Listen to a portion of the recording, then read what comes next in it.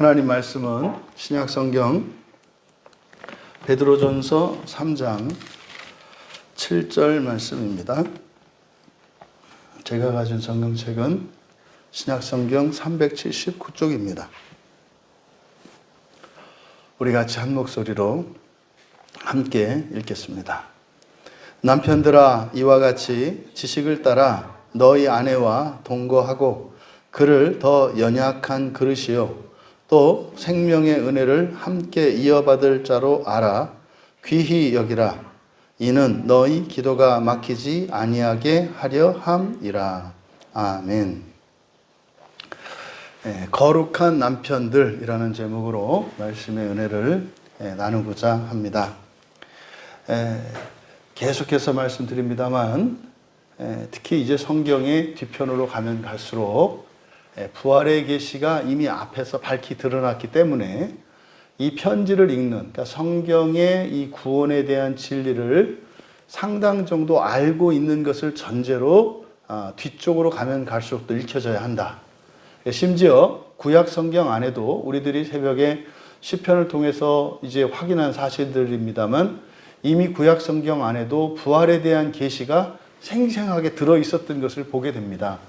근데 그때 당시의 신자들로서 그리고 구약 성경을 읽는 유대인들로서는 사실은 예수 그리스도로 말미암는 그 십자가의 대속의 의미, 왜 하나님이 사람이 되셔야 했고 왜 하나님이 그렇게 죽어서 제물이 되어야 했으며 또 죽었다 살아나셔서 승천하신 이런 사건들, 그리고 다시 오겠다고 하는 이런 일련의 구속사의 전개를 이해하지 못하면 구약 성경을 읽어낼 수 없습니다.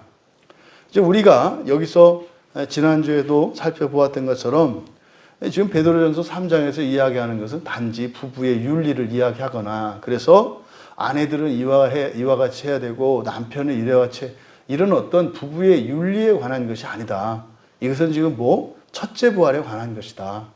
첫째 부활을 위해서 우리가 해야 되는 그것을 교회 안에 있는 교인들이 착각하고 혼동할 수가 있다 이 말이에요.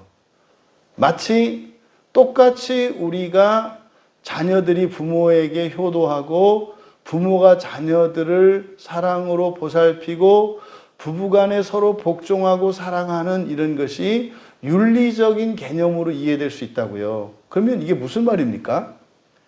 우리가 도리를 다하며 살아가는 그 이유, 목적이 우리 서로에게 있지 않다는 뜻이에요. 왜 남편이 남편의 도리를 해야 하고 아내가 아내의 도리를 해야 하며 부모와 자식이 각각 제 도리를 다 해야 하는가? 교회 안에서 왜 성도와 목사가 이런 직분자들이 자기의 그런 책임과 의무를 다 해야 하는가?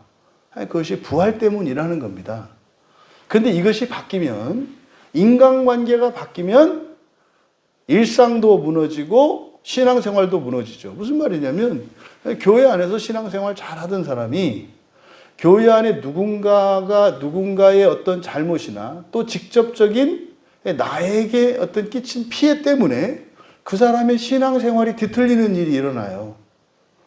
심지어는 보다 더 광범위하고 강력하게 일어나는 것은 그 교회의 목사님의 탈선과 잘못들이 신자들의 신앙생활을 중단시키기도 하고 완전히 뒤바꿔놓는 일들이 일어나잖아요. 이거는 그들의 잘못이 문제가 없다, 그렇게 해도 된다 이런 이야기가 아니라 별개의 문제란 말이에요. 누군가의 잘못과 그것으로 인해서 어떻다라고 하는 이 결과된 일은 전혀 상관이 없는 별개의 일이라는 거예요. 이거를 제가 이렇게 뜯어놓으려고 하는 거거든요. 근데 대부분의 교회 안에 있는 기독교인들이 이것을 인과론적으로 가지고 있기 때문에, 그러니까 누군가에 의해서 항상 영향받을 수 있는 신앙, 그러니까 뭡니까? 굉장히 위태로운 신앙입니다. 그 사람이 제일 싫어하는 행동과 말, 그거를 그 사람 주변에 있는 누군가로 하여금 하게 만들어요. 그럼 그것 때문에 그 사람은 설교의 은혜도 못 받고 심지어는 예배에도 안 나오고 심지어는 교회를 아예 떠나기도 한다 이 말이죠. 그러니까 그는 죽은 목숨이에요. 이것을 잊으시면 안 돼요. 여러분들이 가정생활이나 사회생활이나 교회생활에 있어서 그 목적과 동기가 부활에 있다는 사실입니다. 그러니까 상대방이 나를 어떻게 대하든 안 대하든 또 상대방이 어떤 사람이든 그것과 상관없이 우리는 그 첫째 부활을 향하여 나아갈 뿐이에요.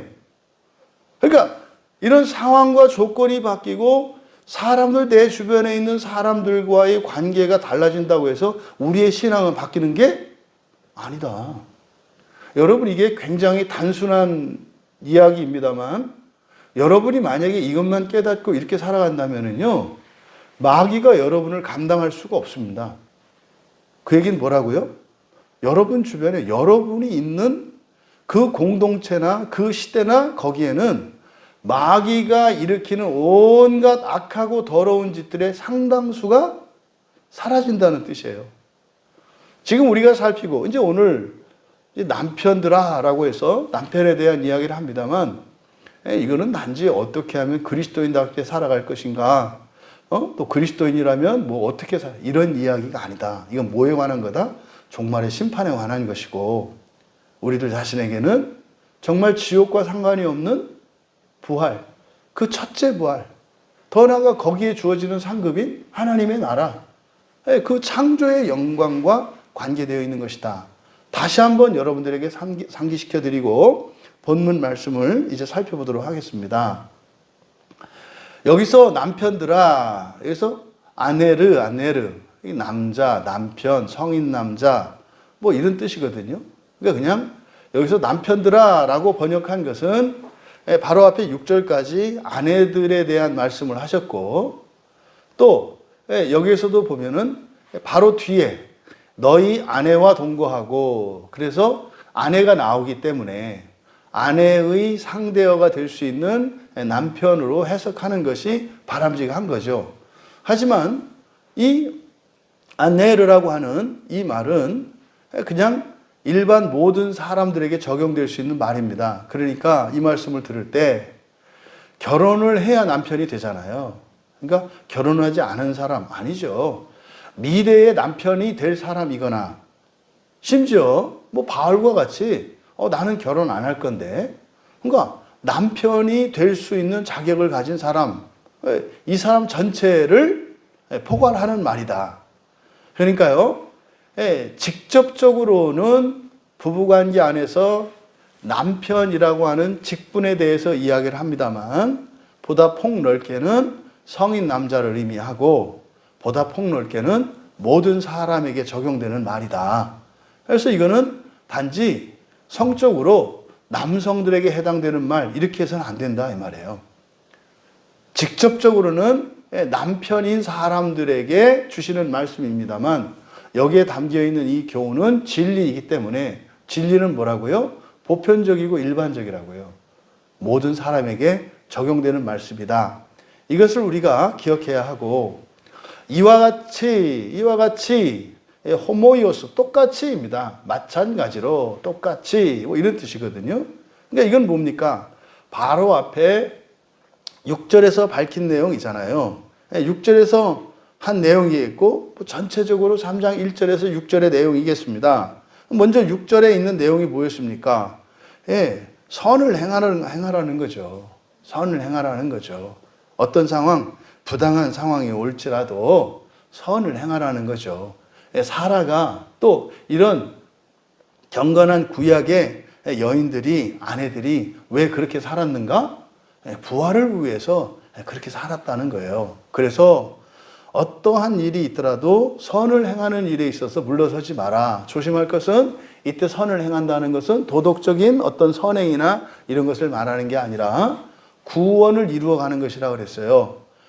바로 마찬가지로입니다. 그러니까 남편들아, 남자들아, 사람들아, 마찬가지로 바로 앞에 6절에 있는 내용을 생각해야 한다.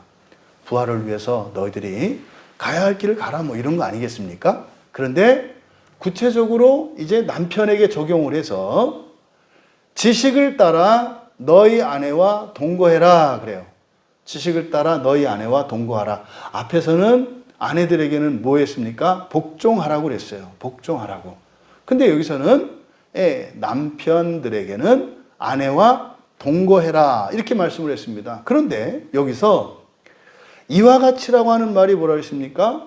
부활을 위해서 선을 행하되 어떤 공포도 두려워하지 않으면서, 그러니까 무슨 말이냐면 포기하지 말고 이런저런 상황에 핑계대지 말고 그냥 가라는 거예요. 그냥 무조건 항상 일관되게 하라는 뜻이에요. 이게 이와 같이의 의미입니다. 그러니까 무조건 언제든지 이런저런 일이 있다 하더라도 남편들은 어떻게 해라? 지식을 따라 너희 아내와 동거해라. 그러면요, 여기서 지식을 따른다는 게 무슨 말일까? 지식을 따라. 그러면 구체적인 어떤 지식, 이게 뭘 의미할까? 그럼 여기서는 일단은 남편과 아내의 관계를 전제로 한 지식이잖아요. 그러니까 이 지식은 부부 상식이겠죠. 부부 상식. 부부들 사이에 있는 상식. 그러면 지금 이 말씀의 수신자들은 유대인들이니까, 그러니까 유대인들은, 이 사람들은 기본적으로 이런 탈무드와 또 구약 성경, 특히 이 토라, 모세오경으로 일컬어지는 이 토라에 대한 기본적인 이해가 다 있습니다. 그러니까 613가지의 이 율법을 알고 있습니다. 그래서 부모는 어때야 하며 자식은 어때야 하고, 아들은 어떠해야 하며 딸은 어떠해야 하고, 뭐 남편은 어떠하고 아내는 어떠해야 하고, 또 목사는 어떠해야 하고, 이런 기본적인 개념들이 다 있습니다. 지식이. 그러니까 여기서 지식을 따라라고 했을 때 여기서 지식은 남편과 아내, 부부에 관련된 그런 구약적 상식을 말하는 거겠죠. 그러면요, 유대인들이 가지고 있는 가장 기본적인 부부에 관한 상식, 일부 일처입니다. 일부 일처. 그런데 일부 일처는 우리가 알고 있는 바와 같이 분권되어 있잖아요. 아내와 남편은 대등한 존재가 아니에요. 대등할 수가 없어요. 그리고 대등할 필요도 없고요. 각자의 기능과 역할이 있단 말이에요. 남자에게는 하나님이 무엇을 주셨어요? 남편에게는 주권을 주셨어요. 주권을. 주권은 뭡니까? 결정권이에요. 아내에게는 무엇을 주셨어요? 능력을 주셨다고요. 그러니까 구약적 상식, 부부에 관한 구약적 이 기본적인 부부에 관한 상식 첫 번째는 일부 일처. 한 사람에게는 한 사람의 남편과 한 사람의 아내만 있다는 것이고, 두 번째로는 바로 이 남편과 아내가 서로 다른 기능, 다른 권세를, 다른 것을 하나님으로부터 부여받아서 아무리 혼자서 뛰어나고 완벽하다 하더라도 반쪽밖에 되지 않는다는 사실이에요. 그래서요, 둘이 합하여 하나 되는 것이라고 하는 이것이 유대인들이 가지고 있는 부부 상식입니다. 그래서 남편에게는 결정권을, 여성에게는 능력을. 그런데 이것이 부패하고 타락하기 이전의 상태예요. 그러니까 모든 남편들이 정확한 통찰력과 분별력을 가지고 바른 것을 결정할 수 있다면 뭐가 문제겠습니까? 뭐 아내만 바꾸면 되는 거 아니겠어요? 또 반대로 이 세상의 모든 아내들이 그렇게 남편에게 없는 그런 능력이 되어줄 수 있다면 뭐가 문제겠습니까? 근데 문제는 남편도 완전한 주권자로서의 완전성을 가지고 있지 않아요. 그러니까 불완전한 주권자예요. 아내도 그런 능력을 다 갖고 있지 않아요. 심지어는요, 무능력자도 있단 말이에요. 그러면 현실의 부부는 온전치 못한 결정권자와 무능력한 아내가 부부를 이루고 있어요. 이게 문제죠. 현재의 상태가 이렇다 이 말이에요. 그런데 만약에 이 부부가 예수님을 믿었어요? 어떤 일이 일어나는 겁니까? 남편은 점점점 더 온전한 주권자로, 결정권자로 되어 가요. 그래서 남편이 나중에는요, 그냥 하라는 대로만 하면 무조건 잘 되는 결정이 되는 거예요. 점점점. 또 반대로 아내의 능력은 설사 남편이 잘못된 결정을 한다 할지라도 그것으로 인한 피해를 최소화하고 온전하게 할 수 있는 능력이 아내에게 있어요. 그러니까요, 능력을 가지고 있는 아내에게 남편의 잘못된 결정이 문제가 될 게 없어요. 근데 능력이 없기 때문에 잘못된 결정을 내리면 그것으로 인해서 피해를 자신이 당해야 되잖아요. 그러니까 그 주권에 도전하는 일이 일어난다고요. 왜? 그 피해는 같이 보는 걸. 마찬가지죠. 아내에게 능력이 없어도 상관이 없어요. 만약에 남편이 바른 결정을 하고 신앙 안에서 영적인 분별력을 가지고 바로 결정을 하면요. 아내가 능력이 없다면 어떻게 하겠어요? 성령께서 그 능력이 되어주시겠죠. 아무 문제 없다니까요. 근데 하나님을 배제시키고 또 자기의 수준에서 이런 피해에 대한 두려움이 있기 때문에 그것을 피하기 위해서 아내가 결정권을 쥐기 위해서 남편의 주권을 침해하고 남편은 아내의 능력을 방해하고 억제하는 일이 일어난단 말이에요. 여러분 지금 제가 드린 이 말씀에서 이 세상에 있는 부부 안에 생기는 이런 문제의 원인들과 해결책을 여러분들이 찾아낼 수 있는 지혜가 담겨 있는 거예요. 하나님 말씀대로 하면 현재의 상태가 어떠하든지 아무 상관이 없습니다. 이 세상의 타락의 시작은 하와의 남편 주권 침범이었어요. 또 그 남편인 아담이 하와의 그 잘못을 따르지 않으면 됐거든요. 따라간 거예요. 왜? 따왔으니까 그 능력으로. 여러분 이게 지금 살고 있는 이 시대의 모든 가정 안에서 다 일어나는 거예요. 근데 이거를 성경적으로 생각하지 않고 자기의 과거의 경험, 자기 가정사, 또 심지어 자기가 주변 사람들로부터 들었던 이런저런 또 그 말도 안 되는 그 강연하는 사람들의 이런 얘기, 이런 것들을 기준으로 삼고 성경 말씀을 보려고 하니까 꺼려지고 거부감 들고 화나는 거예요. 그럼 어떻게 될까요? 해결되지 않아요. 그 저주받은 인생에서 절대 벗어날 수가 없어요. 오직 하나님의 말씀을 따라서 갈 때만 근본적으로 이 저주가 풀리고 참된 자유를 얻는 구원을 얻을 수 있거든요. 여러분, 여기서 그 지식을 따라 할 때 이 지식은 바로 부부 상식이고 이런 이야기다. 일부 일처, 그리고 남편에게는 주권이, 아내에게는 능력이 주어졌다. 하나님으로부터. 그런데 현재는 그렇지 못하다. 그런데 우리가 하나님의 말씀을 따라 살면 모든 부부가 다 그렇게 될 것이다. 이것이 사실은 우리들이 추구해야 되는 삶이고 이것이 근본적인 대책이다. 이렇게 되면 어떻게 될까요? 이 세상의 모든 남편은요, 이 세상에 자기 아내만 사랑하게 돼 있어요. 없거든요. 그런 아내가. 그런 여자가 없어요. 또요? 그러면 그 아내는 어떻게 될까요? 그 남편을 하나님처럼 경외하면서 그 안에서 보호를 받으며 사랑을 받으며 살게 돼요. 이게 교회 안에 있는 모든 가정의 모든 부부가 경험할 수 있는 거예요. 그래서 교회에서 우리에게 주는 이 말씀의 현재적이고 가정적인 유익, 이런 겁니다. 자녀들이 부모를 존경하고 또 부모들은 자녀들을 사랑하고 남편은 아내를, 아내는 남편을 그렇게 사랑하고 존경하며 여기는. 그래서요, 인생에 어떤 폭풍우가 몰아친다 할지라도 이렇게 은혜 안에 있는 이 가정은 모든 걸 이기고 나갈 수가 있어요. 이런 힘 있는 가정들의 연합으로서 교회가 되는 거죠. 여러분, 지식을 따라서 아내와 동거해라. 여기서 동거한다, 같이 거하는 겁니다.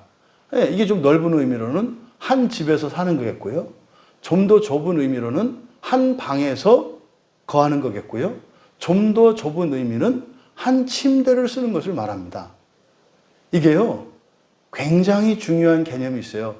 둘이 한 침대에서 잠을 같이 자고 둘이서 한 방에 같이 거주하고 둘이서 한 집에 거주하는 것 자체가 굉장히 특별한 것이라고 베드로 사도의 말씀을 통해서 우리가 알 수 있어요. 아십니까? 이게 통계로 잡히지 않지만 교회 안에 있는 부부들이 각방을 쓰고 있는 수가 상당히 적지 않다는 거 아십니까? 이거는 무엇과 관계되어 있어요? 종말의 심판과 관계되어 있고요. 부활과 관계되어 있다는 거예요. 나는 뭐 이래서, 나는 저래서, 뭐가 어때서. 여러분, 그렇게 뭐 이렇게 떨어져서 살아야 할 정도라면 같이 이사를 가서라도, 그러니까 함께 거주하기 위해서 이사 가는 것도 이사하는 것도 주저하지 말아야 돼요. 그러니까 단순히 그때그때의 이익만을 생각하니까 우리의 총체적인 어떤 구조가 무너지는 거예요. 그러니까 알 수 없는 불행한 일들과 알 수 없는 분주함들과 알 수 없는 힘든 일들이 끊이지 않는 거예요. 왜요? 아니, 구조 자체가 이미 균열이 일어났는데 그거를 뭘 어떻게 땜방을 하겠어요. 응? 전에 말씀드렸죠. 그 음향 전문가를 만났는데 이 교회 건축을 할 때 처음에 잘못 건축을 하면 몇십억, 몇백억을 들여도 그걸 못 잡는데요. 그 방법은 다시 부수고 다시 짓는 수밖에 없대요. 그러니까 여러분, 하나님이 우리에게 세워놓으신 인간관계에서의 이런 관계 질서, 이거는 기본 구조예요. 근본 구조. 이건 흔들면 안 된다는 거예요. 가정에 남편과 아내가 있고요. 부모와 자식이 있고 아들, 딸이 있고요. 부모, 형제가 있는 거예요. 교회에 목사가 있고요. 장로가 있고요. 집사가 있고 이런 직분자들이 있는 거예요. 이거는 변하지 않는 거예요. 여러분, 시대가 바뀐다고 해가 안 뜨나요? 네? 시대가 바뀌면 낮에 해가 뜨고 밤에 달이 뜨나요? 뭐 당연한 얘기를 했네요. 낮에 달이 뜨고 밤에 해가 뜨나요? 낮밤이 어느 날 바뀌나요? 그런 일은 없잖아요.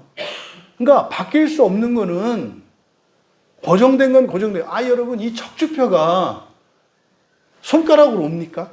그 말이 안 되는 소리잖아요. 그러니까 이런 기본적인 하나님의 창조 질서는 허무는 게 아니다. 그러면 여기에서 함께 동거하는 이것이 의미하는 바, 한 집, 한 방, 한 침대를 의미한다고요. 근데 이게 지금 종말과 연결 짓고 있다는 사실이에요.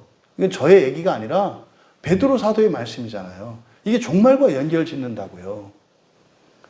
그런데 여기서 잊지 마셔야 할 것은 지식을 따라서 그렇게 하라고 했다고요. 지식을 따라서. 그러니까 그렇게 하는 이유가 뭐예요? 성경의 가르침에 의한 것이고, 그것은 뭡니까? 그러니까 그렇게 함으로써 회복이 되는 거예요. 남편은 남편으로서 회복되고 아내는 아내로서 회복되는 거예요. 그러니까 이렇게 말씀한 것이죠. 그러니까 첫 번째로 남편들에게 이야기한 것, 함께 동거하는 거의 책임이 누구에게 있다? 남편에게 있다. 남편들에게, 남자들에게 명령하잖아요. 지식을 따라 그랬으니까. 왜 지식을 따라 그랬을까? 함께 거하지 말아야 할 이유들이 생기는 거겠죠. 함께 거할 수 없는 이유들이 생기는 거겠죠. 예를 들어서 아내가 원하지 않아. 여보, 우리 각방 씁시다. 이런 거잖아요. 그때 어떻게 해라? 지식을 따라서 함께 동거해라. 여보, 그거는 안 됩니다. 이거는 당신하고 나하고 합의할 사항이 아니라 이거는 하나님께서 정해주신 거예요. 할 수 없습니다. 이렇게 하라는 거죠. 또, 뭐 싸웠어요. 자, 싸웠지만 잠자고 나서 아침부터 내일 낮 동안 또 다시 싸우기로 합시다. 그리고 잠자고 나서 다음날 또 열심히 싸우고. 이런저런 방해가 있다는 거예요. 그래서 지식을 따라 아내와 동거해라. 여러분, 아담의 그 사건으로 거슬러 올라가 볼까요? 하와가 그걸 따먹음으로써 아담의 인생이 망했죠. 완전히 망했잖아요. 땀 흘려 일해야 되고, 일을 해도 얻은 만큼 얻을 수 없고, 오히려 그것 때문에 이제는 늙어가고 힘이 빠지고 죽게 됐어요. 누구 때문에? 일단 아내 때문이에요. 근데 성경은 아내 때문이 아니라 너 때문이라고 말하죠. 아내가 그렇게 했기 때문에 그런 것이 아니라 네가 아내의 말을 들었기 때문이라고 하거든요. 하지만 실질적인 원인으로는 아담 입장에서는 그렇게 생각할 수 있잖아요. 함께 있고 싶겠어요? 함께 있고 싶지 않겠어요? 에덴 동산 떠나고 난 뒤에 병들고, 막 코로나 걸리고, 다치고, 막 늙어가고, 기력이 빠져서 막 손이 덜덜덜 떨리고, 근데 이것이 아내 때문이라고 생각할 때 그 아내가 어떻게 보이겠냐고. 이뻐 보이겠습니까? 응? 자기가 피해자라고 생각할 거 아니에요. 근데 그런 사람을 함께 있겠냐 이 말이에요. 이런 일들이 얼마든지 일어날 수 있다는 거죠. 어떻게 해라? 그래도 지식을 따라 아내와 동거해라. 여러분, 호세아를 보세요. 다른 남자와 간음해서 집을 나가요. 찾아갔더니 다른 남자와 살림을 차리고 살고 있어요. 그 여인에게, 그 남자에게 돈을 주고 자기 아내를 데려오는데 돈을 줘요. 내 아내가 그 집에 있는 동안 먹고 지낸 거, 또 옷 사입고 화장품 쓴 거, 그 값을 내놓으라는 거예요.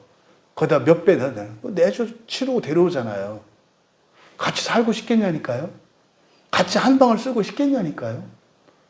이게 뭐 한두 번입니까? 계속 그러잖아요.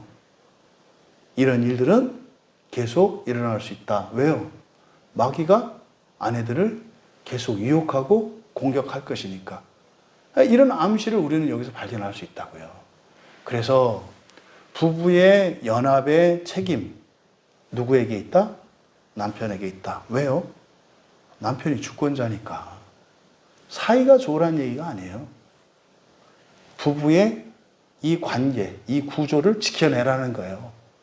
미워하더라도, 설사 미워하더라도 어떻게 해라?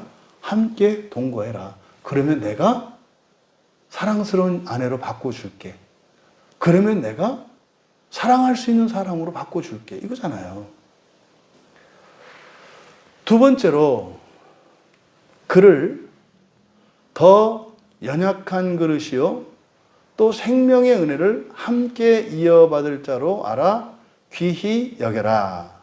여기서 연약한 그릇이라는 것을 알라는 거예요. 연약한 그릇인 것을 알아라. 그래서 연약하다. 우리가 요한복음 5장에서 38년 된 그 병자가 앓았던 병이 아스테네이아 아닙니까? 무기력증. 여기서 연약하니 그 명사의 형용사예요. 아스테네스. 연약한. 그러니까 뭐겠어요? 무기력한 이런 뜻이죠. 무기력한 그릇. 그러니까 아내는 어떻다? 연약한 그릇이다. 능력은 있는데 그 능력을 발휘할 수 있는 힘이 없는 사실이라는 것을 기억하라는 거예요. 그러면은요, 남편의 첫 번째 해야 될 일이 뭐겠습니까? 아내가 지금 발휘하지 못하는 그 능력을 발휘할 수 있도록 힘이 되어주는 거죠. 이것이 남편이 해야 되는 일이에요. 자기의 능력으로 뭐 이렇게 힘이 돼주라고 하니까 뭐 돈 벌어다 주고 뭐 이런 얘기가 아니죠, 지금. 이거는 뭐 보조하라는 얘기 아니에요. 흔히 사람들이 있잖아요. 뭐 여성들이 힘이 약하고 깨어지기 쉬운 그릇이니 남편이 보살펴야 되고 그런 의미가 아니에요. 능력은 누가 가지고 있다고요? 아내가 가지고 있다니까요. 그런데 무기력하기 때문에 그 능력을 발휘하지 못한다니까요. 그럼 여러분, 남편이 아내가 자기의 능력을 발휘할 수 있도록 힘이 되어줘야 해요. 그럼 어떻게 힘이 되어줘야 하는가? 이것이 적실성이 있어야 되겠죠. 그러니까 아내의 능력을 발휘할 수 있게 하는 것이 목적이어야 합니다. 무기력한 상태로 살아가도록 도와주는 것은 오히려 독이 되는 거예요. 하와가 그걸 따먹었잖아요. 그때 아담은 하와를 어떻게 도와줬어야 돼요? 그 말을 따르지 말고 그것이 잘못된 것임을 가르쳐 줬어야 해요. 이게 힘이 되어주는 거예요. 그러면 하와에게, 이 아내에게 필요한 것은 바로 그 능력을 발휘할 수 있는 힘이고 기력인데, 그게 뭐겠습니까? 하나님의 능력이잖아요. 그러니까 지금 베드로 사도께서 구체적으로 그러면 어떻게 힘이 없는 그 연약한 아내를 도와서 그 능력을 발휘할 수 있도록 해야 하는가? 그거에 대해서는 자세하게 말하지는 않았어요. 원리만 말했어요, 원리만.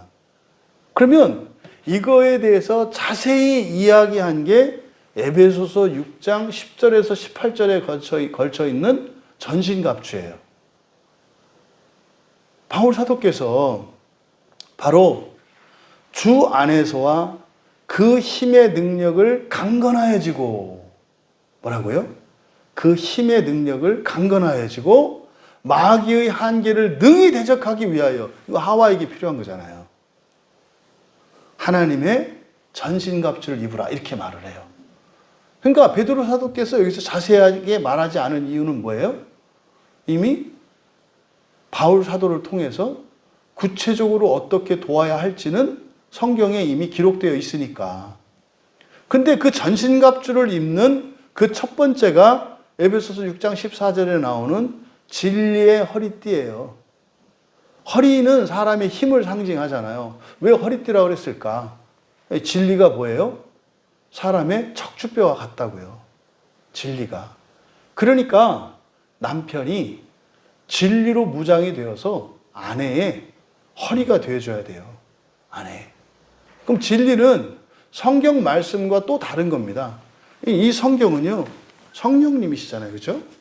그런데 요 안에 담겨 있는 하나님의 능력의 말씀, 이게 진리예요. 능력의 말씀이. 그래서 남편들이 연약한 아내를 도울 수 있는 그것을 바울 사도가 전신갑주라고 말씀을 했는데, 그 전신갑주는 남편이 도와주기도 해야 되겠습니다만 자기가 입기도 해야 되는 거예요. 근데 여기서는 베드로 사도는 돕는 것을 말했으니까 바로 그것의 첫 번째 뭐다? 진리예요, 진리. 그럼 진리는 뭡니까? 선과 악에 대한, 죄와 의에 대한 기준이에요. 그래서 바른 방향과 바른 목표, 그리고 바른 선택을 해주는 것이 남편이 연약한 아내를 도울 수 있는 첫 번째입니다.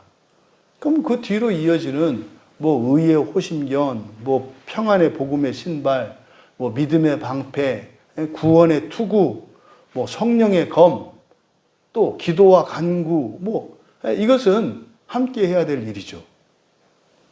그러면 그게 연약한 그릇이기 때문에 또 생명의 은혜를 함께 이어받을 자. 제가 참 생각을 많이 했습니다. 이 말씀을 가지고. 생명의 은혜를 함께 받는다. 그대로 직역하면 생명의 은혜의 공동 상속자입니다. 함께 이어받는다라고 하는 이 말이 그대로 직역하면 공동 상속자예요. 요즘에 뭐 가정에서 부부들이 그 부동산 집 등기를 공동 명의로 하는 경우가 많잖아요. 공동 명의. 그거는 부부 중에 한 사람이 공동 명의로 되어 있는 집을 두 사람 중에 한 사람이 팔 수가 없어요. 그렇게 하려면 두 사람의 도장이 함께 찍혀야 합니다. 그러면 여기서도 공동 상속자다라고 하는 것은 생명의 은혜가 뭔지는 모르겠지만 생명의 은혜는 부부는 어떻게 받는다? 함께 받는데요. 생명의 은혜를 부부는 함께 받는 거래요. 그러면 이 생명의 은혜가 뭔가? 여러분 이미 살아있는데 무슨 생명의 은혜입니까? 은혜라고 하는 것은 뭐라고 했습니까? 무한한 가치, 이렇게 값을 매길 수 없는 무한한 가치가 있는 것을 예수 그리스도로 말미암아서 대가를 치르지 않고 선물로 거저 받는 거라고 그랬잖아요.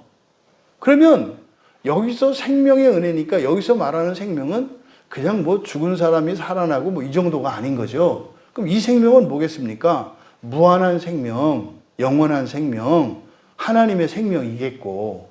그러면 그 생명의 은혜가 의미하는 바는 결국 뭐겠어요? 부활이겠죠. 그러면 생명의 은혜가 부활이라면 부부는 부활을 어떻게 한다? 함께 한다는 거예요. 그래서 제가 이거를 되게 고민을 많이 하고 생각을 많이 했다고요. 부부는 부활을 같이 한다고요? 저는 사실은 이 생각을 한 번도 해본 적은 없어요. 근데 종말의 사건에서는 모든 이들이 함께 부활해요. 근데 그 종말 이전에 앞서서 부활하는 이들이 있어요. 이들은 사명을 위해서. 어떤 사명? 이렇게 완전히 망가져버린 하나님이 창조하신 우주 전체를 창세기 1장에 완전히 질서롭고 조화로운 상태로 회복시키기 위한 사명을 위해서 먼저 부활하는 사람이 있어요. 이 사람들이 첫째 부활이에요. 근데 마지막 종말에 가면 결국 이 세상에 태어났던 모든 사람들, 하나님이 창조하셨던 사람이나 직접 창조하신 사람도 있을 거 아니에요. 창세기 1장에 있었던 사람들은 살다가 죽었잖아요. 근데 그 사람들은 하나님이 창조한 사람들이잖아요. 그 사람들은 엄마 아버지가 없어요. 처음에 그냥 성인으로 창조됐으니까. 근데 그 이후의 사람들은 사람을 통해서 하나님이 창조하셨죠. 여기에서도 사람이 창조자의 그림자를 발견할 수 있는 거예요. 그랬든 저쨌든지 간에 이 세상에 태어난 모든 사람은 마지막 종말에는 다 부활하게 된다고요. 근데 이걸 좀 더 구체적으로 부부가 함께 부활한다? 제가 알기로는 처음 보는 말씀이에요. 처음 깨달은 말씀이고. 근데 분명히 성경은 이렇게 얘기한다고요. 그러니까 남편들에게 이야기할 때 이 베드로 사도께서 너의 아내는, 이 세상의 아내들은 다 뭐가 있다? 능력이 있다. 그런데 기력이 없어서 그 능력을 발휘하지 못할 뿐이야. 그래서 참으로 존귀한 자들이야. 왜? 그 안에 능력이 내재되어 있으니까. 도움이 필요해. 그리고 아내들이 도움이 필요한다는 점에서도 도와야 되겠지만 네가 돕지 않으면 안 되는 이유가 있어. 만약에 네 아내가 무기력한 상태로 그 능력이 회복되지 않았다면 내 아내는 부활하지 못할 건데 내 아내가 부활하지 못하면 너도 부활할 수 없다는 얘기예요. 이걸 모르니까 남편들이 아내에 대해서 포기하죠.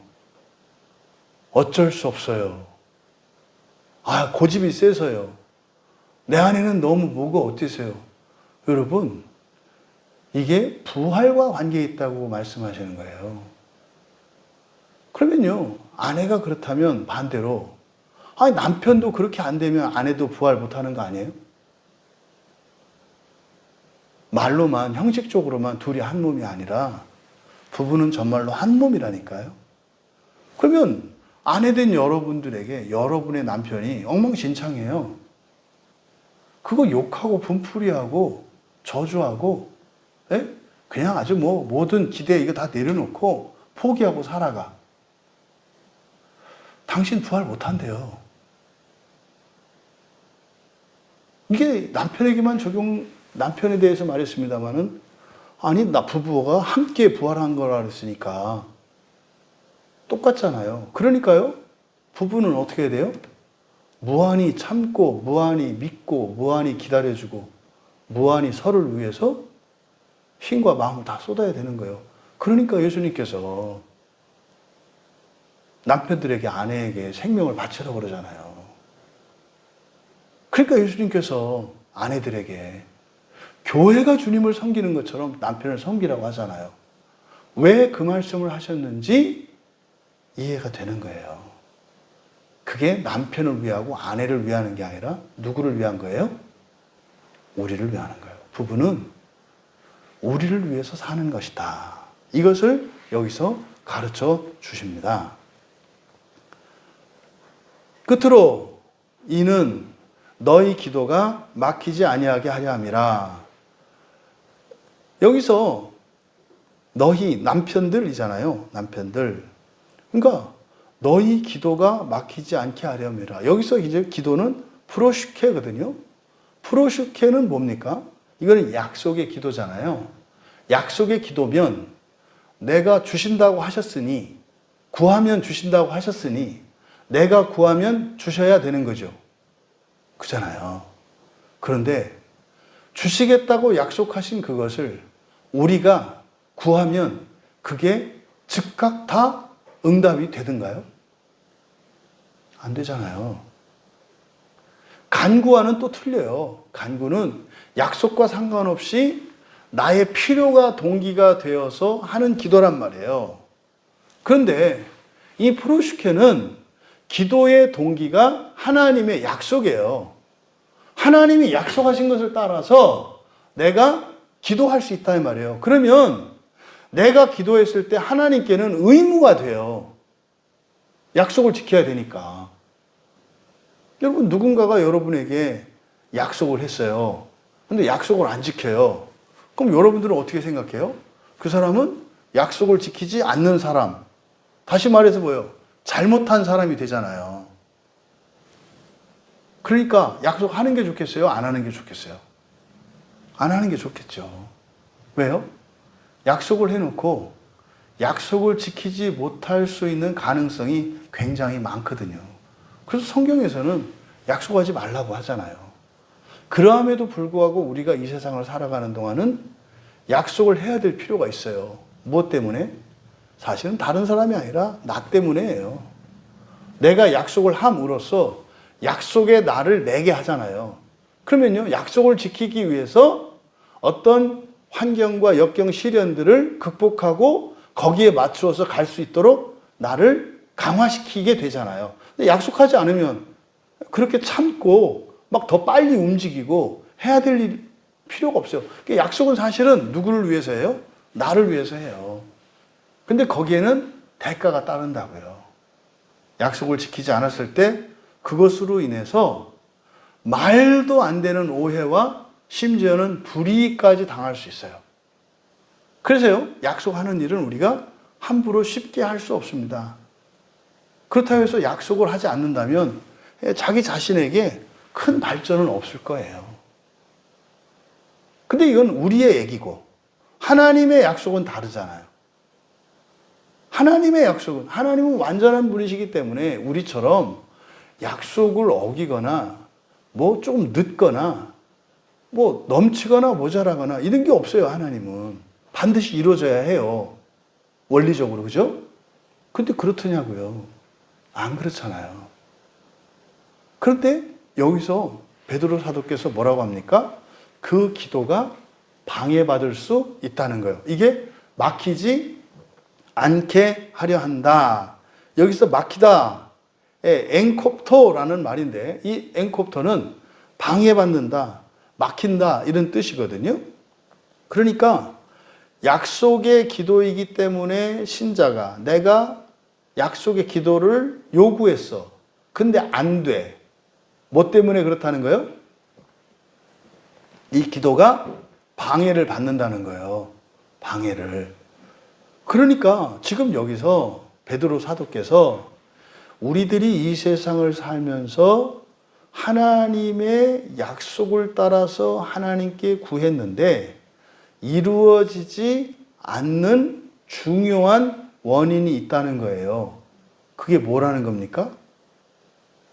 부부가 함께 동거하지 않고 남편이 그 아내를 연약한 그릇으로 대하며 함께 부활할 자로 부활의 공동 상속자로 여기고 귀하게 여기지 않는다면 하나님의 약속은 무효가 된다는 뜻이겠죠.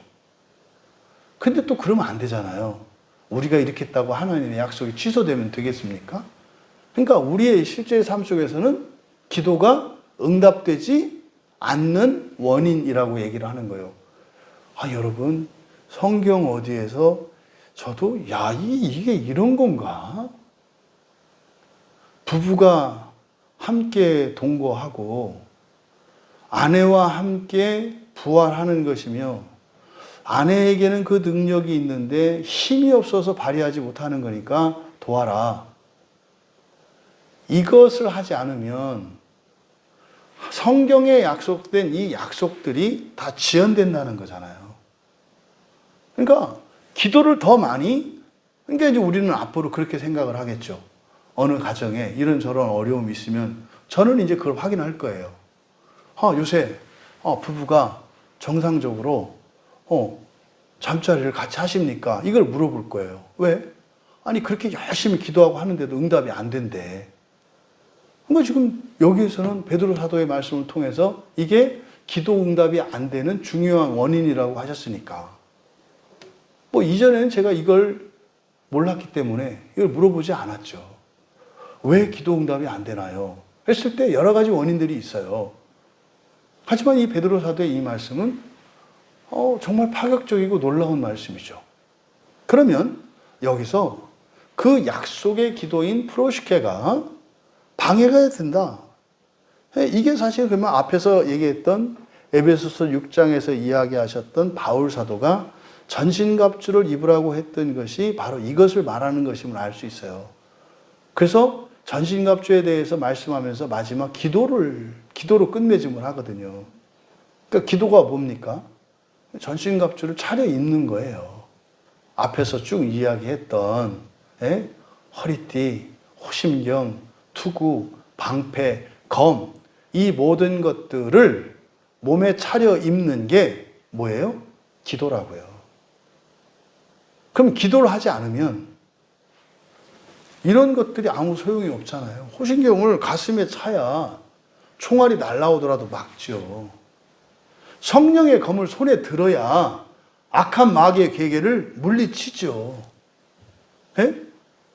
그 평안의 복음으로 신발을 신어야 지치지 않고 광야에서 40년을 살았지만 하나도 달아 떨어지지 않는 신발. 무슨 말이에요? 피로감도 없었단 말이에요. 이걸 입어야죠. 이게 뭐라고요?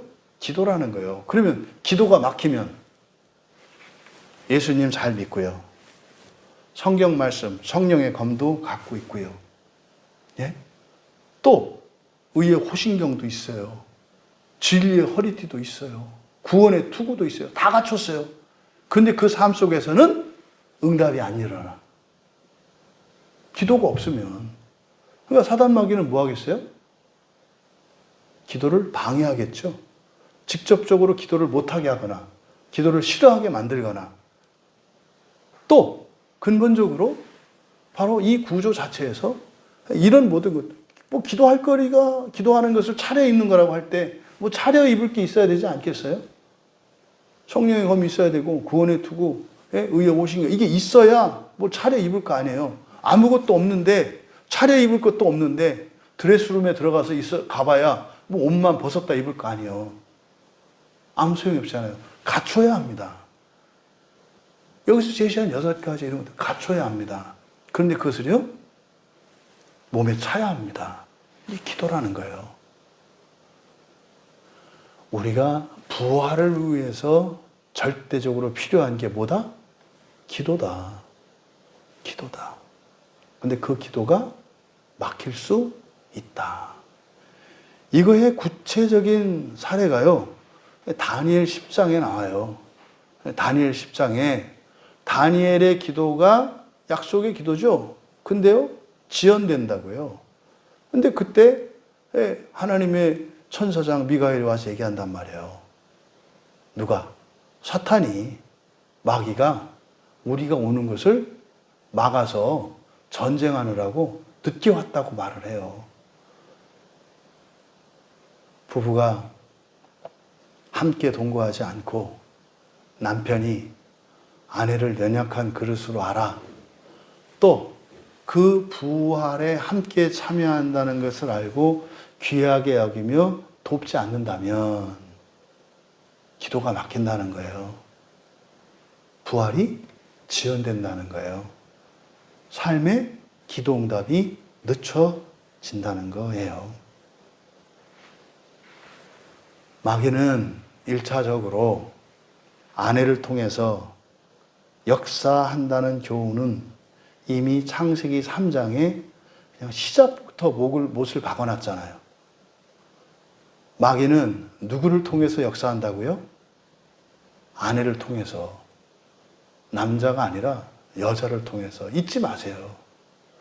왜 교회의 역사 속에 왜 여인들이 교회에 많고 왜 여인들이 먼저 교회에 들어올까요? 마귀의 직접적인 유혹과 마귀에게 쓰임받는 것이 여인들이기 때문에 그래요. 그러니까 역사적으로나 성경적으로 알 수 있어요. 그래서 오죽하면, 기독교가 들어오기 이전에 우리나라 조선시대에, 그 왕조의 흥망성쇠가 베개 및 송사였다고 말을 합니까? 왕의 아내들, 왕 주변에 있는 여자들, 권력자의 주변에 있는 여자들에 의해서 제국의 흥망성쇠가 결정이 됐어요. 이거는 신앙과 상관이 없는 일반 역사 속에서도 실증적인 증거들이 많단 말이에요.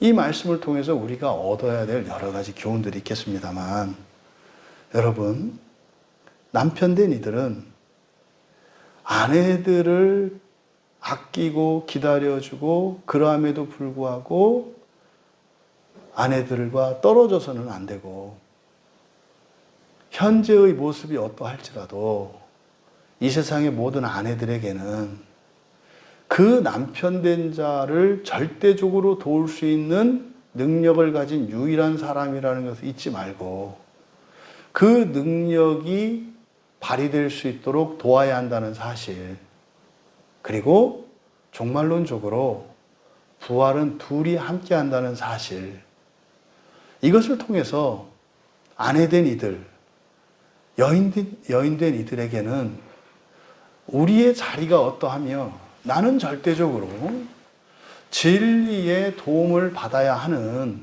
그래서 결국 결정권입니다. 이런 주권은요, 남편들에 의해서 행사되어야 한다는 사실이에요. 이거는요, 제가 부고역자 할 때마다 이거에 대한 간증은 굉장히 많습니다. 굉장히 많습니다. 그냥 아내가 남편이 말도 안 되는 것을 결정했을 때, 네라고 따를 때 그 가정에 일어나는 놀라운 변화에 대한 증거는 제가 헤아릴 수 없이 많아요. 정말로. 7년 동안 생기지 않는 아이도 생기고요. 가정적으로 굉장한 어려움이, 그 불행한 일들이 끊이지 않던 그 불행들이 사라지고요. 하는 이런 놀라운 그 실증적인 증거들이 되게 많아요. 근데 오늘 베드로 사도의 말씀을 통해서 그것이 단지 현세적이고 부부관계 한 가정에 뿐만 아니라 종말론적인 의미가 있다는 사실, 그리고 이 약속의 기도는 하나님이 주신 약속이 나만을 위한 약속입니까? 아니잖아요. 창조세계 전체의 회복에 대한 약속이 있잖아요. 다시 한번 여러분들에게, 특히 남편 된 자들과 아내 된 자들에게, 또 아내 되고 남편 될 자들에게, 또 이 세상에 있는 모든 남성, 여성 할 것 없이 바로 지식을 따라, 그 종말의 지식을 따라서 여러분들이 사탄의 멸망의 도구로 쓰임받을 수 있다는 사실을 특별히 여인들은 기억하시고, 남성들은 설사 여인들이 그렇게 할지라도 그것을 막아낼 수 있다고 하는 사실을, 그러함에도 불구하고 여인들이 그 악마의 유혹에 넘어가지 않도록 전적으로 도와야 한다는 사실을 기억하시고, 거룩한 남편들과 거룩한 아내들로, 그래서 에덴 동산에서 있었던 일을 반복하는 우리의 인생, 우리의 시대, 우리 나라, 우리 민족, 우리 가정이 아니라 아담과 하와가 살아보지 못했던 그런 생명의 은혜의 영광을 누리는 우리 모두 되시기를 주님의 이름으로 축원합니다. 말씀을 생각하며 우리 함께 기도합니다. 그냥 단순한 부부관계가 아니었던 거예요. 이게 교회 전체의 여러 가지 문제와 위험들, 또 오랫동안 벗어나지 못하는 가문과 가정의 환난과 어려움들, 이것은 결국 하나님의 구원의 은혜가 없기 때문인데, 그것을 막는 강력한 도구가 기도를 중단시키는 것이고, 기도하더라도 응답받을 수 없도록 하는 것이 부부관계를 통해서 마귀가 역사하고 있다는 사실을 가르쳐 주셨습니다. 여러분, 우리가 생각하는 가족관계, 남녀관계, 이것을 종말론적으로, 영적으로 적용하고 지금까지 우리가 어떻게 살아왔든지 상관없습니다. 중요한 것은 이 시간 우리의 그 기준과 생각이 바뀔 수 있기를 바랍니다. 그래서 더 이상은 마귀에 의해서 유혹당하고 하나님이 은혜를 주시면 그 은혜로 죄를 범하는 하와 같은 일들이 우리의 가정과 교회와 이 시대에 일어나지 않기를, 설사 그렇게 여인들이 유혹을 당하여 넘어진다 할지라도 남편들, 남자들에 의해서 보호될 수 있는 그런 우리들의 가정, 우리 교회, 이 시대가 되게 하옵소서. 그래서 수천 년 동안 이 마귀의 노름에 놀아났던 이 기가 막히고 피맺히는 이 어둠의 역사를 단절하는 우리들이 되게 하옵소서. 그 시작이 되기를 원합니다. 결단하고 우리 같이 기도합니다. 우리 나라와 민족을 위해 함께 기도합니다. 교회는 또 그리스도인은 사명을 가지고 있는 이들입니다. 특별히 구원의 은혜를 먼저 입었고 그 구원의 유익과 영광을 누리며 살아가는 특별한 사람들인 동시에 책임과 의무가 있는 것이 그리스도인입니다. 우리가 이 시대에 대한민국에 태어난 것은 이 나라와 이 민족을 또 이 시대를 섬기도록 부르심 받은 것입니다. 근데 그것이 일방적인 희생이나 헌신이 될 수 없는 것은 이때 이곳에서 내가 나의 구원을 이루어가는 것이 가장 적합하기 때문에 하나님께서 나를 이때에 이 나라의 이 민족 가운데 부르신 것입니다. 그래서 우리는 우리가 속해 있는 시대와 나라와 민족을 위해 기도를 멈출 수 없습니다. 먼저 전쟁 중에 있는 우리 조국을 위해서 기도할 때 먼저 우리들이 현실을 자각해야 합니다. 우리나라는 전쟁 중에 있습니다. 저 팔레스타인에서 일어나는 이스라엘과 그 하마스 사이에서 일어나는 전쟁만 전쟁이 아니고 러시아와 우크라이나 사이에서 일어나는 전쟁만 전쟁이 아니고 이미 70년 전부터 이 나라는 전쟁 중이에요. 그런데 이것을 너무나 대다수의 사람들이 망각하고 있습니다.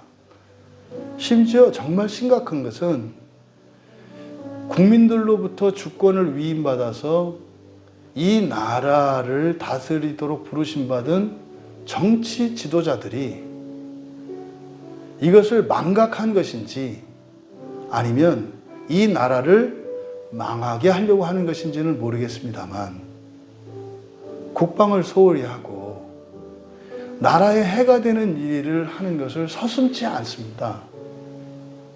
그리고 나라의 안위를 여야 할 것 없이 생각하지 않습니다. 그래서 우리 그리스도인들의 기도 이외에는 이 나라에 대한 소망이 없어요.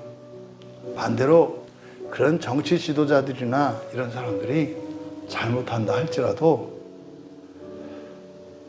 그리스도인들이 나라를 위하여 기도하고 있다면 염려하지 않아도 됩니다. 하나님의 군대가 우리의 군대가 되어줄 것이기 때문에 그렇습니다. 먼저 우리 나라를 위해서, 우리 민족을 위해서 기도할 때 우리나라가 전쟁 중에 있는 나라이오니 하나님이 이 나라를 긍휼히 여겨주시고 하루빨리 이 전쟁이 평화롭게 종식될 수 있도록, 사실은 이것은 남한과 북한의 통일인데 걸림돌이 굉장히 많습니다. 하지만 우리를 불쌍히 여겨주시도록 하나님께서 우리나라의 전쟁을 끝내기 위해 평화롭고 자유로운 나라로 통일시켜 주신다면 그건 가능합니다. 그래서 전쟁이 없는 평화, 자유와 평화가 전제로 된 통일, 이것을 위해서 기도해 주시고, 또한 영적으로 우리 민족은 철저히 우상에 인이 박힌 민족입니다. 성경을 봐도 하나님을 예배해도 순전히 하나님만 섬기려고 해도 모르는 사이에 하나님과 귀신을 같이 섬길 수밖에 없는 그것이 우리의 실존입니다. 그래서 우리 민족을 위해 기도할 때 하나님, 정말 순결한 하나님 자녀 되기 원합니다. 내 안에 들어와 있는 미신적이고 우상적인 가치관과 개념, 생각들, 또 나의 삶의 질서들을 무너뜨려 주시고 순결한 하나님의 자녀로 우리 민족이 거듭나게 하옵소서 기도해 주시고, 또 우리 조국교회를 위해서 기도하실 때 오직 성경만이 유일한 구원의 능력인 것을 믿고 성경만을 전하고 가르치는 이 땅에 우리 한국교회 되게 하옵소서. 그것을 위하여 이 땅의 목회자들이 부르심 받은 것을 자각하게 하옵소서. 온갖 주변적인 일들에 정신이 없는 이 땅의 목사들, 그저 하루에 의무적으로 3장 4장 읽는 것으로 만족할 수밖에 없는, 이것이 얼마나 심각하고 위험한 일인지 깨닫게 해주시고, 이 땅의 목회자들이 성경으로 돌아오게 해주시옵소서. 또 그리스도인들이 하나님의 말씀을 싫어합니다.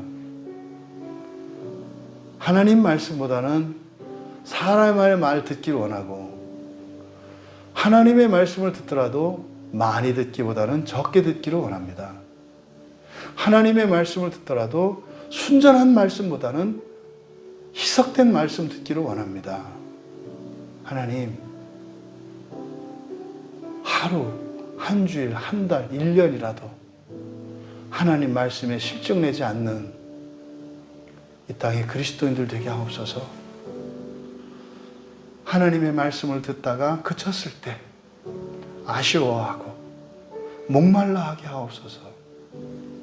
그리고 그 말씀을 믿음으로 받아들일 때 참으로 하나님의 창조의 역사가 나타나게 하셔서 하나님의 말씀을 듣고 깨닫는 것보다 더 유익하고 즐겁고 가치 있는 일이 없다는 것을 체험할 수 있도록 도와주시옵소서. 그래서 표적의 믿음에서 말씀의 믿음으로 나아갈 수 있도록 도와주시옵소서. 기도해 주시고, 우리 교회 9살이 됩니다. 이제 31일이 되면 딱 9주년이 되는데, 지난 9년 동안 하나님께서 우리 교회 가운데 행하신 일들을 찬양하고 감사합시다. 특별히 올해 한 해 여러분들 개인과 가정 안에 또 교회 안에 있었던 은혜의 일들을 기억하면서 하나님께 감사합시다. 이번 주에 올해 우리 교회에 주신 하나님의 특별한 은혜가 뭘까? 올해 맺힌 우리가 수확할 수 있는 그 열매가 뭘까? 이걸 이제 계속 묵상하고 있는데 참 많아요. 참 많아요. 지난 9년 동안 우리 교회에 베풀어 주신 은혜에 감사하며 기도하고 또 그럴수록 우리 교회의 사명이 무엇인지 또 그 사명의 모든 교인이 하나 될 수 있도록 기도합시다. 그리고 우리 교회 사명 가운데 가장 중요한 사명은 부활의 복음을 전하는 것입니다. 사실은 복음 했는데 복음이 무엇인지 몰랐었던 거죠. 근데 우리 교회에서는 성령께서 가르쳐 주셨잖아요. 그 복음을 전하는 교회가 되게 하옵소서. 기도하시고 개인적으로 돌아가면 되겠습니다.